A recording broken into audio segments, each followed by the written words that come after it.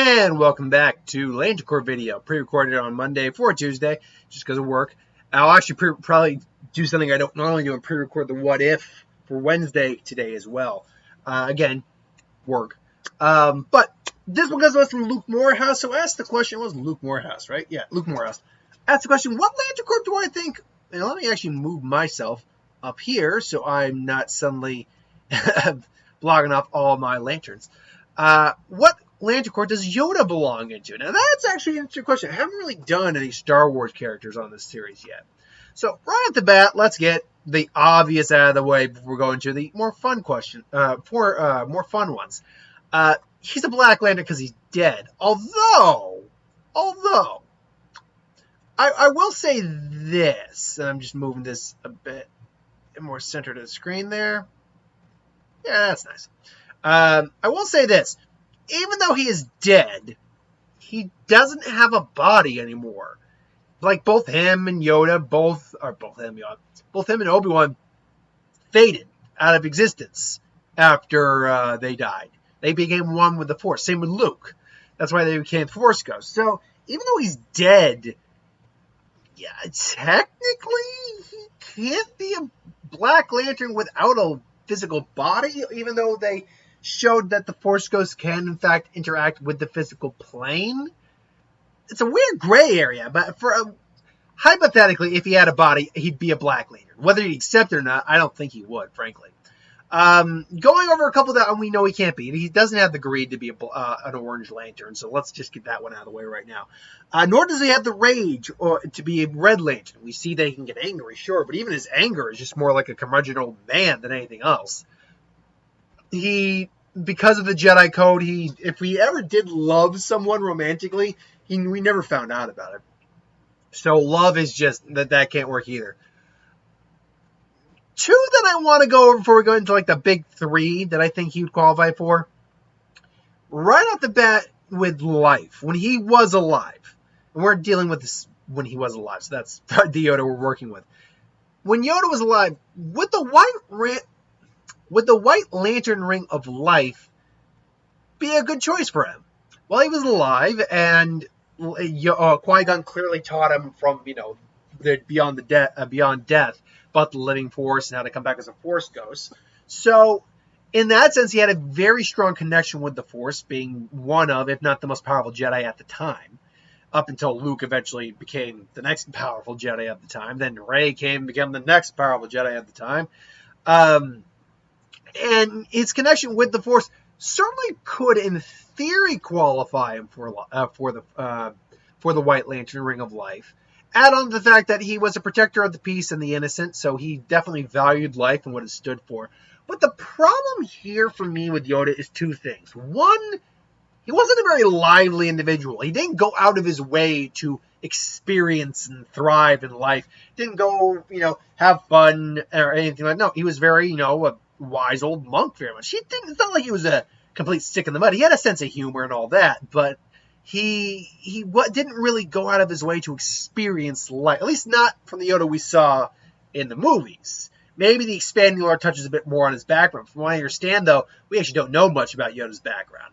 If they do this High Republic stuff they're talking about for maybe the next set of movies coming out, or at least a movie possibly, and the High Republic takes place, roughly speaking, 400, 500 years before the events of episode 1, Yoda is very much alive at that point. In fact, Yoda would be in his prime at that point because his species are so long-lived. He'd really be, because Yoda lived to be 900 years old. We're 900 years old. You reach look as good as you do. So at 900 years old, and he wasn't 900. Let's be clear, he wasn't 900 years old in the prequels. He was about what? Prequels take place when he died. There's like a 3-year. I don't know the exact time frame with Star Wars exactly. I know they're between when Luke is a kid. Luke's around like in his early 20s.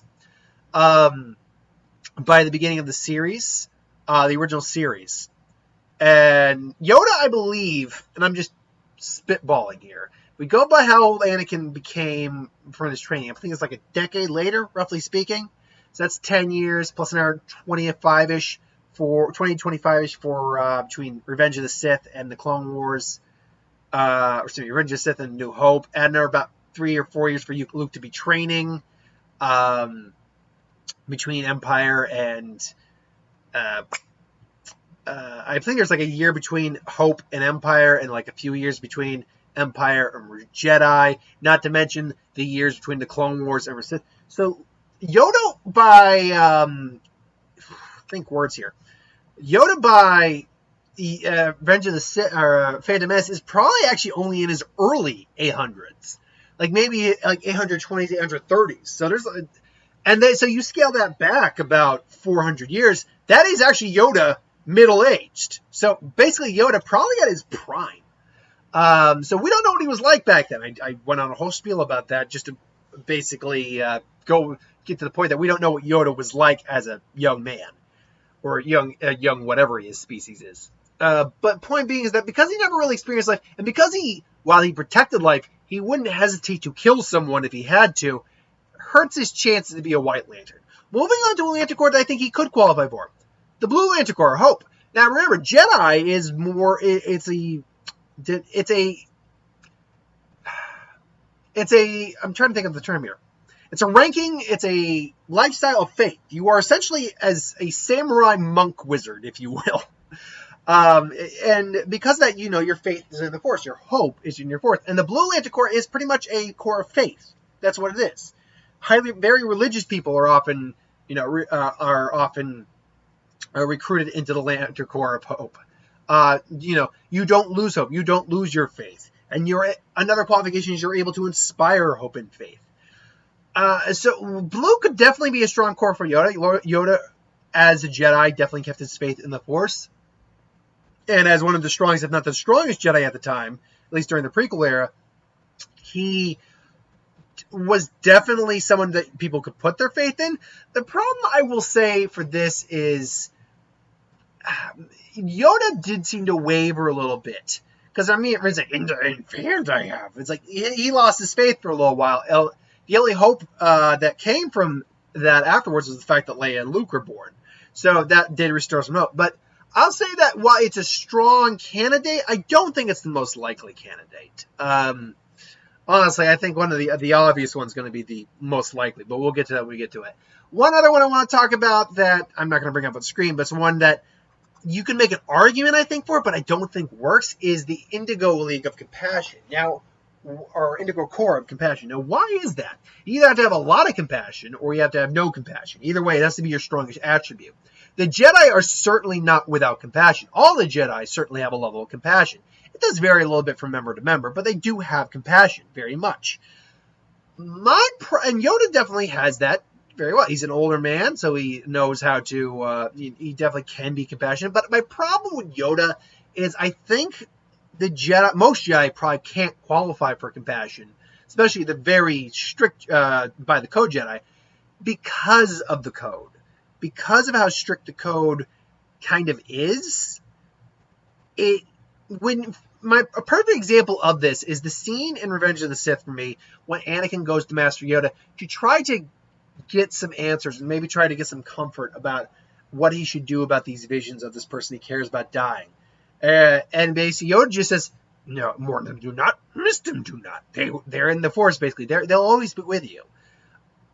That's not really what Anakin needed to hear. It's like Yoda, I think, is so, at least, or was so ingrained into the code at that time, and the methods of the Jedi, the training of the Jedi, the history of the Jedi, the rules of the Jedi, that it kind of clouded him in social settings, I think. It kind of stunted him a little bit there. And I think it suffered. And I think if Yoda had maybe given a bit more like heart-to-heart type of advice with Anakin might have been able to overcome some of the fear he was facing at that point. But unfortunately, wasn't the case. So I don't think Indigo would work for Yoda. The other two, the obvious one that I pointed out, is probably going to be green. Not just because it matches his eyes and his skin, but actually we don't know what Yoda's eye color is. I think it's probably just brown. So I'd say that green is probably one of the most obvious ones on the simple ground that, yeah, to be a Green Lantern, you need great willpower and overcome great fear. What do the Jedi have to do all the time? Control the Force, learn the Force, and learn their ways, great willpower, and not succumb to fear or else go to the dark side. Otherwise, overcoming great fear. And Yoda was the Grand Master for a reason. He was the creme de la creme. He was the top of the top. So yeah, green would probably be the most definitive color for him as a Lantern Corps. But there is one other one we should go over, and that is the Yellow Lantern Corps of Fear. In fact, I think a lot of Jedi could actually qualify. I mean, if they accepted it, they could very well qualify for the Lantern Corps of Fear. Yoda was the Grand Master. He was the strong one. People the villains knew. Dooku knew. Sidious knew. They had to take out Yoda. Otherwise, Yoda was going to give them some severe problems. And I look at both, and you can go through the Clone Wars as well and see that play out a few times. But what the scenes that really play it out for me are in the Clone Wars, Attack of the Clones, particularly the movie, where Dooku and Yoda are facing off, and Yoda's just schooling his ass, and you don't necessarily see fear on his face, but the minute Yoda repels a blast or force lightning, you can see the look on Dooku's face, like, what? But I see this will not be this well skill with force, but I'll skill with a lightsaber. And then Yoda pulls it out. And I'm still one of the people who loves Yoda with a lightsaber. I think that's badass. But yeah, it's pretty obvious Dooku had to basically threaten Anakin and Obi-Wan's life to get out of there. But the big scene, and this is the big one, is that in the Revenge of the Sith, when Yoda goes to confront Palpatine, first off, Palpatine just flicks him on the ground, and he gets up and says, alas, the Jedi are no more. Not anything to say about it. I have. And then, I have. And then, he just throws Palpatine, and he just, wah! And note that scene afterwards, as Palpatine and Yoda are about to face off, Palpatine tries to get the F out of there. He didn't want to have to face Yoda right off the bat. If he could avoid fighting Yoda, he wanted to avoid fighting Yoda. And even Yoda's got there, if so powerful you are, why leave?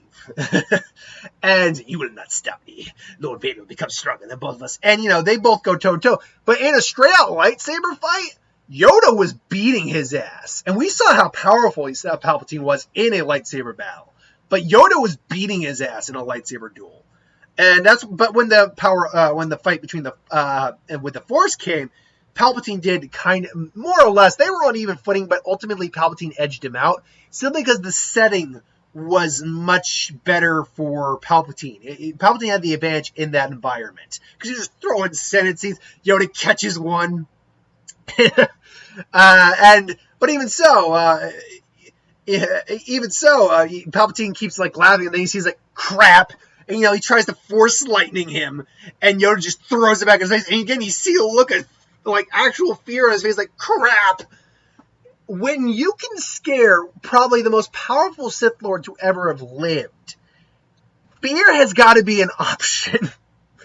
I unabashedly actually really like Revenge of the Sith. It is my favorite of the prequels. It is the only one I think is legitimately decent. It still doesn't hold the candle to the original series, or quite frankly, I think the sequel series. But it's still, I think, a decent movie overall. Attack of the Clones is the worst one by far, and I don't mind. I don't hate on the prequels. I don't love them, but I can at least tolerate them, and every once in a while I'll still watch them. I'll put them on and just watch them, but ultimately, yeah, I don't love them, but Sith is still, I think, the best one of the three. As Campia likes to, John Campia, who's a big Star Wars fan, likes to put it, it's the least offensive of the three, and very much it is. There's good stuff in all of them. But I think Revenge of the Sith has the most good to weigh out the bad. It's still bad. It's still got a lot of bad in there, but it's enough that I can enjoy it when I watch it. But ultimately, I do think it's a Green Lantern ring. Yoda's a Green Lantern, ultimately, in my opinion. But if I were to pick any of these other two, obviously the black one's not counting, as the most likely, I'd probably go Hope as the second most likely, and then yellow as the third most likely, because we don't know how the overall public really perceived the Jedi. If the overall public were afraid of the Jedi and deeply afraid of them, that could change the outcome of this video, quite frankly. But we just don't have a really good idea how the overall public viewed the Jedi at the time. Most of them, I think, viewed them as good people, but who knows. Ultimately, though, my money's on the green. What do you think? You think it's green, yellow, blue, black, or is any of the other colors that I didn't think Yoda could qualify for? If you got a good, if you can think of a good way that he could qualify for any of them, let me know. But until then, thanks for watching. I hope you enjoyed. Like, comment, share, subscribe. As always, if you want us to review something, put in the comments below. Let us know. We'll do a review of it at some point. I'll be back. Technically, I'll be back tomorrow with my what if, but I'm going to actually pre-record today. So thanks for watching. I'll see you next time.